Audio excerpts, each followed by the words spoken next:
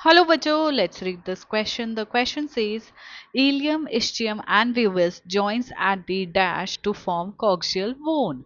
ठीक है, तो जैसा कि हम जानते हैं हमारा जो pelvic girdle है, ठीक है, वो दो coaxial bone यानी दो hip bone से बना है.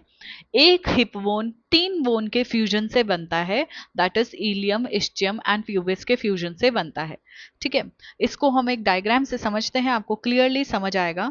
कंसिडर करो कि this is your hip bone. ठीक है, दिस इज योर दो कॉक्सियल बोन, ये पूरा आपका पेल्विक पार्ट है.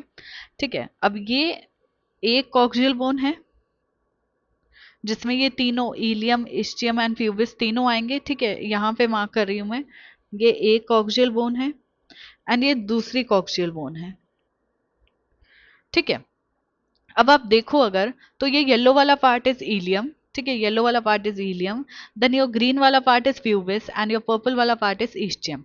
ठीक है, अब ये तीनों, ये ग्रीन वाला पार्ट भी इंक्लूड कर लो, ये येलो पार्ट भी इंक्लूड कर लो, पर्पल पार्ट भी इंक्लूड कर लो, तो यहाँ पे एक कैविटी फॉर्म कर रहे हैं. यहाँ पे भी आपको नजर आ रहा है ये कैविटी फॉर्म कर रहे हैं. This cavity is called as acetabulum. ठीक है, this cavity is called as acetabulum. तो मतलब तीनों bone, ilium, ischium and pubis, तीनों बोन फ्यूज होते हैं.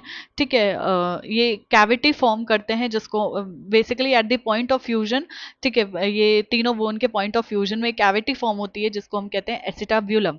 यहाँ पे एसिटाब्यूलम पे क्या होता है, जो हमारी थाई बोन होती है उसका आर्टिकुलेटिंग सरफेस प्रेजेंट होता है. ठीक है, आर्टिकुलेटिंग सरफेस प्रेजेंट होता है.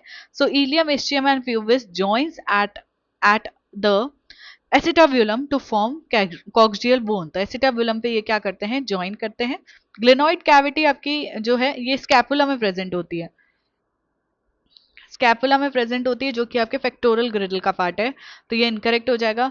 इलियम खुद इलियम पे ज्वाइन नहीं कर सकता, ये भी इनकरेक्ट हो जाएगा. स्टर्नम आपके एक्सियल स्केलेटन का पार्ट है, ये भी इनकरेक्ट हो जाएगा. एंड एसिटाब्यूलम हमारा करेक्ट आंसर चला जाएगा. तो हमारा जो करेक्ट ऑप्शन है that will be option D.